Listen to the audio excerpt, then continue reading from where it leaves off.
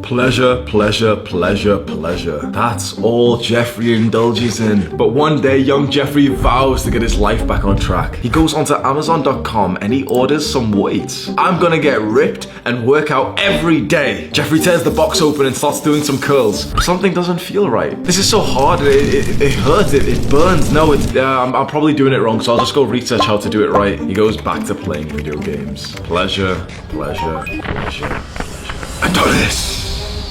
Adonis is the most disciplined man, but he also has a healthy serving of motivation inside of him. How? How is Adonis so motivated to do these extremely hard feats? Well, it all comes down to how much pain he will tolerate.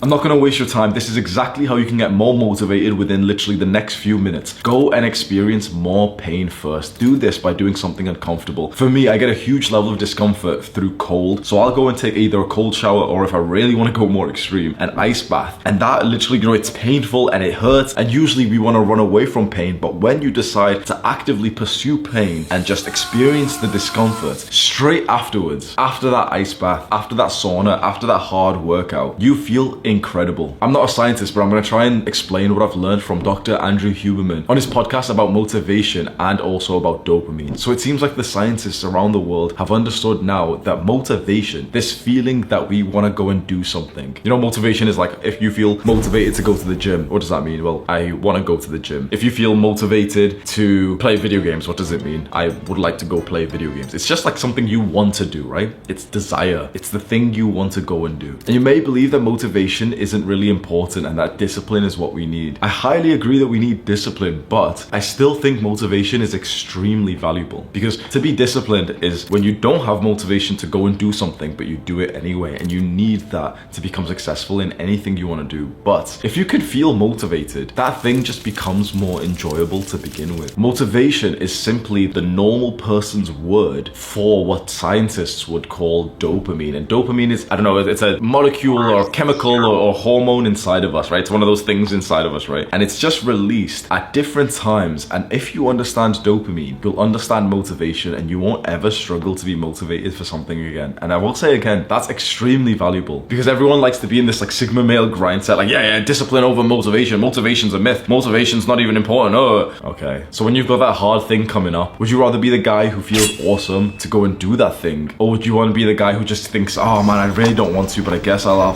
have to then? Because discipline's awesome, but if you can feel like you want to do the thing, that's even better. Dopamine is like a hormone inside of us that we used to think is released upon pleasure. So we used to think that, a high dopamine activity was porn or video games. We used to think that, right? But not exactly. Dopamine isn't released on pleasure. It's released on the pursuit to pleasure. So if here is the thing that we think that we want to do, like for example, go and watch porn and fap, actually not that much dopamine is released when we fap, especially when you get to that end point. All of it is actually released on the pursuit to that, to drive you towards that goal, which is motivation. So try and remember that dopamine is not simply about pleasure, it's about the pursuit to pleasure. And how it works is so interesting, because once you understand this thing I'm about to say, you'll change your habits through the day. How dopamine also seems to work is that when you've had a big rise in dopamine, that you've been pursuing something, whether it's, a bad habit like video games or porn, or it's even something good, like for example, going to the gym and hitting like a personal best on the bench press. When dopamine goes up, it must come down, and it does not go back down to the baseline. It goes down below that. So what this means, which has been proven by scientists, is that there is a pain and pleasure, yin and yang kind of way that our body and mind operates. So in other words, the more pleasure that you experience, the more pain that you will experience. And also similarly, if you experience pain, some kind of pain, which I'll clarify soon, you will experience more pleasure, more motivation. So perhaps the reason why we're all so demotivated these days, we don't feel like studying, or we don't feel like eating clean, or we don't feel like going to the gym. A lot of young guys have this problem. What if that's just because we're down here in dopamine, because we've just had too much pleasure with porn, video games, junk food, everything, comforts, and then it has to go down and down and down and down and down, and now you're here. And when we're down here, since we don't really understand how this stuff works, we keep trying to have more pleasure, because we don't really feel motivated to go to the gym or to study, so we may as well play more video games. A little bit more pleasure, and then even down further and further and further. I don't think any scientists have really said this, but to me that this kind of sounds like the cause of depression. What if the cause of depression, this huge lack of motivation, this huge lack of pleasure in the world, of this feeling of like grey, dull, nihilism, of darkness and dryness inside of you, what if that's just because we just had too much pleasure previously and now we just feel like we just don't feel anything these days? So what if we reverse this? Because remember, it's this kind of motion, right? What if we voluntarily decide to experience something bad and we go down? Well, then it's been proven by these scientists that when you do something that is quite painful voluntarily, your dopamine will shoot back up. The greatest thing that has been researched so far, from my understanding from Andrew Huberman's podcast, is ice baths. Ice baths have been shown to increase dopamine by 400%, 4 times. But of course, they're not easy. You have to make it relevantly cold to your own standards. So for me personally, if I get even a little bit cold, it's actually quite painful for me compared to my friend Sam. He's white skinned, I'm brown skinned, so maybe that's got something to do with it. He can handle cold a lot better than I can. I can handle heat in the sauna a lot better than he can. So he's probably actually releasing more dopamine when me and Sam go to the sauna together, because it's easier for me and it's a lot harder for him. And I'm probably releasing a lot more dopamine because even a cool bath really is painful for me. We made a cold one a few days ago with literally no ice. It was just cold water, and that was like a huge challenge for me. And Sam's saying like, bro, it's not even cold, what are you on about? And I was literally there like having to like sing and rap to like distract myself, and I was following Andrew Huberman's protocol, moving around and stuff, and it was deeply painful for me. And then I felt amazing afterwards. I think the secret to motivation is that simple. Ask yourself this question and be totally honest. How much pleasure have you indulged in the last 6 months? Whether it's the kind of food you eat, the drugs you take, the people you spend time with, what you do with those people, the stuff you consume on the internet, whether it's porn or video games. How pleasurable have you been living? Because a lot of us, we've just been up and up and up and up and up. And then also ask yourself this question, and this might feel like it's going to destroy a bit of your masculinity. How much pain and discomfort have you voluntarily chose to experience? So going to the gym is pretty nice, especially when you get higher reps as well. You feel the stretch, the burn. Sometimes I do a set and I'm literally like aching so badly like this. So that's a good level of pain. How about after the gym? Because there's a whole lot of guys who go to the gym and are quite active for that, and then just sit around and just go on their laptops. And I do this very often, and I have done for a very long time. I literally going to the gym was like the only productive thing I was doing, and then straight after that I just sit around watching YouTube, even watching porn, playing video games, scrolling on my phone. Try and see this yin and yang pattern right now. How much pleasure have you had in the last 6 months? And how much pain and discomfort have you actively chosen to take? Because if we're being honest, I think for most of us, it's probably something like this. Probably the pleasure that we've just naturally taken day to day. Just because that's, of course, what life is. It's normal to just go through your day and maybe go to the gym and then, spend some time watching YouTube videos, spend some time, or Instagram story, okay, let's see. You don't really think these things. But for you to experience pain voluntarily, you have to make a conscious decision to do something hard, and it needs to be painful enough that it is kind of like significant in your day. It's not something that, you're just like, oh yeah, I've experienced so much pain in that thing. Because after a while, of course, things get a bit easier. If you keep doing the same thing, let's say going to the gym, things get a bit easier and easier and easier. Just be honest, have you implemented something in the last couple of months? Something new, some new habit that is actually extremely difficult for you? Because I'm gonna be honest, bro, up until just like yesterday, I didn't. It only just hit me a few days ago. I come to you and I tried to preach to you, okay, masculinity, yeah, hard work. And then I looked back to the last few months and I was like, man, I was living quite a comfortable life. I was still waking up early. I was still, doing work and stuff and going to the gym. But I started to slack on my diet a little bit. Usually my diet's literally very clean, just like meat and vegetables and very quite healthy things, not very pleasurable things. Usually I did a bunch of martial arts, but just up until recently I was doing none. I was literally just, traveling around and just doing 1 month here, 2 months there. So I never joined a martial arts gym. I realized that for the past 6 months, I didn't voluntarily choose to experience that much pain. I voluntarily chose to experience more pleasure. And what happens with this, which has happened multiple times in my life, maybe you could relate to this. You make those small daily choices, the easy way or the hard way, the pleasurable food or the purposeful food, pleasure or pain. And I will hold my hand up and tell you, I chose pleasure for so many decisions for the past 6 months that my pleasure just kept on going up and up and up and up and up and up and up. And just a couple of weeks ago, I felt like I was down here. I literally felt a little bit depressed. I was still having quite,